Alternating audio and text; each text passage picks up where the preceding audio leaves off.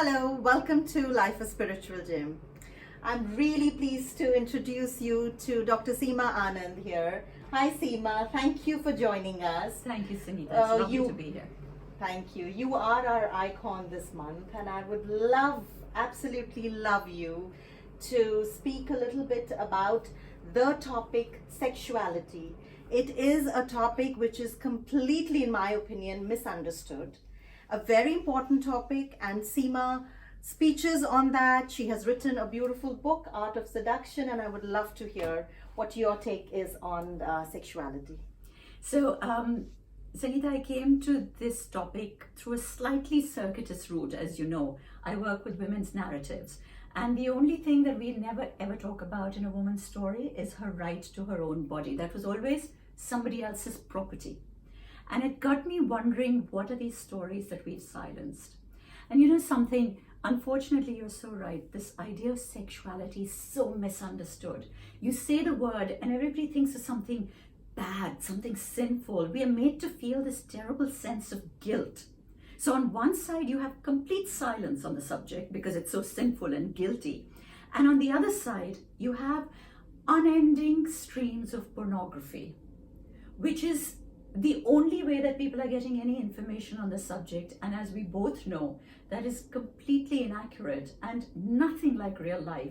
And we as human beings are stuck in this little twilight zone between those two streams. There's nothing real about either of them. And if you're not taught about something, how do you ever learn about it? And let's face it, this is the core of our identity. Absolutely. I mean, as a child, we were all hushed. Anytime anything to do with sexuality was like a taboo. Yes. Completely. Don't talk about it. Don't talk about it. It was like, oh, you talk about it, you're looked down, you're judged, you're, like you were saying, Fast yes, girls. yeah. You're inviting trouble. Yes. Because you look to be that. So, you know, it is really sad because it is the seed. It is the reason why the humanity is there. Without the divinity, there is no growth, there is no birth. And it starts, like you said, it starts from the sages. Please share with us what the story you were telling me. Actually, it's interesting to think that, we do believe, our ancient sages, our ancient literature believes that all love for God, love for anybody, all love has to begin at the physical level. You can't go straight from here, straight up there and say, I have reached God. You have to go through the journey. It is a journey.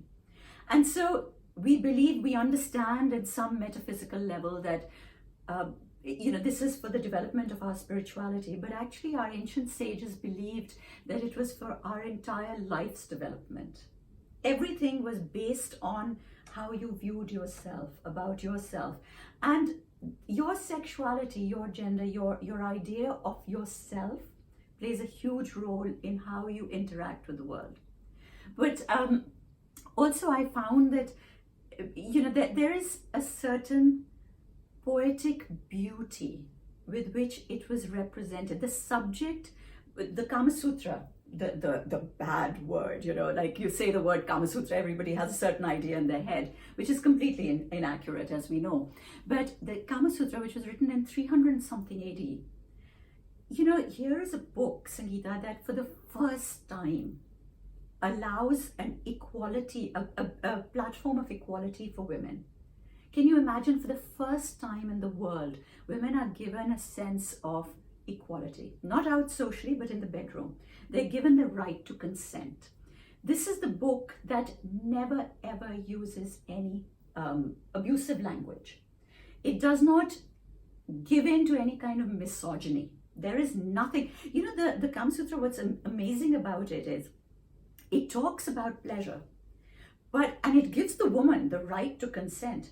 It never makes the woman into the femme fatale. It's never that, okay, she's this sort of Mata Hari character who's good. It treats women with an incredible amount of respect. You are the woman. You have an equal right to pleasure. And it is the woman's pleasure that will make the man's life better. That's how they view it. And I think that is one of the most important reasons why relationships has become such a sore issue today.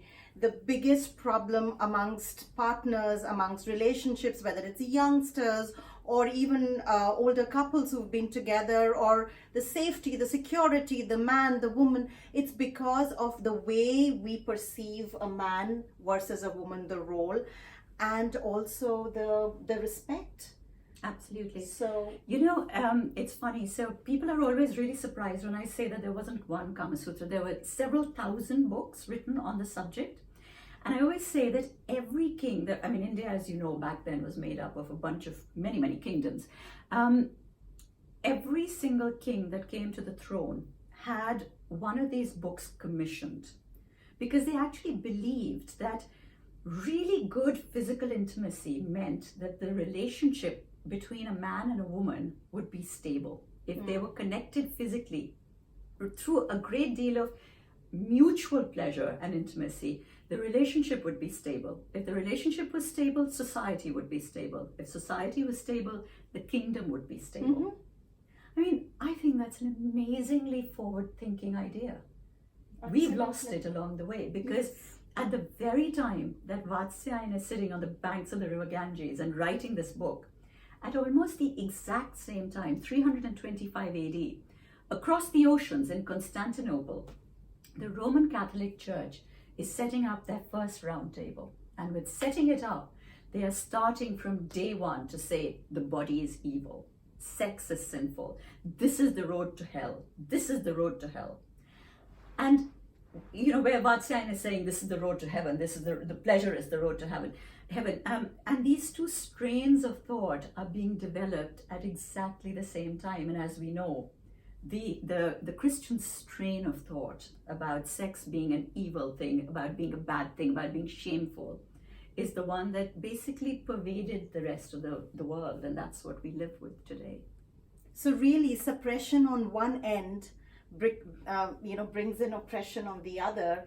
And if we can balance what is meant to be and really educate ourselves, the reason behind sexuality, what does it really mean, so that we can have bite size of the meaning and digest it and get the right perspective, I think we can make this world a much better place. Absolutely. I started this journey, Sangeeta, because I have children, you have children.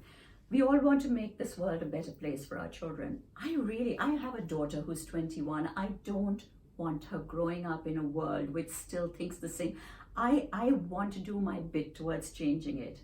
That story, that narrative, that thought process. It hasn't been an easy journey. It's taken a lot of courage to stick with the journey. And I always say that today, by the grace of God, I've had a lot of support from wonderful people like you and lots of other friends in society.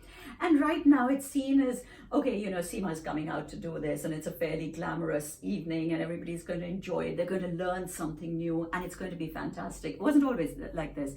But what I also know, I have no illusions.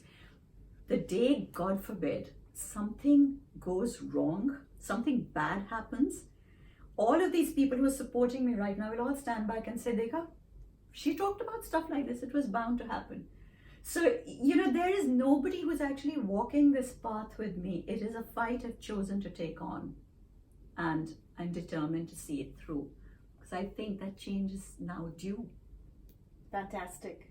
Well, thank you so much, Seema, for sharing your insights. And we wish you all the very best. And if there was one tip, one thing that you had to say that could be the beginning of just an insight for our viewers, what would that be? So I find that we've got so conditioned into thinking that this is a sinful, bad thing to do. I find that there are parts of our brain that we don't even access. The part of our brain that deals with pleasure, we don't even dare to go into it, because you don't know what you're going to find. Take baby steps. Start to go into that part of the brain. Pleasure is a good thing. It's never a bad thing. Just start to access that, to see maybe it'll take you to the next step. On that note, look forward. Thank you.